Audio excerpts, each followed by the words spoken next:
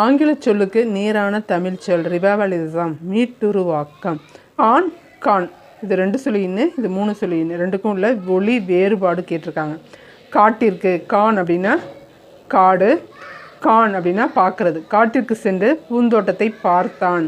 பார்த்தான்ங்கிறது 3 சொல்லின்னு. அரி அரி என்னும் சொல் குறிக்கும் பொருள் இணை யாதுன்னு கேட்டிருக்காங்க. அரினா திருமால், அரி அப்படின்னா அறிந்து கொள்ளுதல். கை என்ற ஓரெழுத்து ஒரு மொழியின் பொருள் ஒழுக்கம்.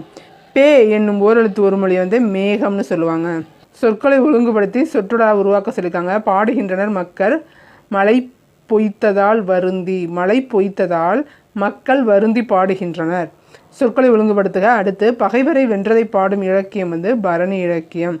அடுத்து அகர வரிசைப்படுத்துக கேட்டிருக்காங்க. கீற்று, குருவி, கோலம், கௌதாரி தான் சரியான ஆர்டர். இப்படி ஒரு அகர வரிசைப்படுத்தல் கேட்டிருக்காங்க. இதில் தி து தே திறன்பேசி, துறைமுகம், தெருக்கூத்து. அடுத்து ப பூ பைங்கிறது தான் சரி. பண்பாடு, பூங்காற்று, பைந்தமிழ். இதில் மூ மே மூ திரும்பவும் மூ வந்திருக்கு, அதனால இது கிடையாது. 1 3 மட்டும் தான் சரி.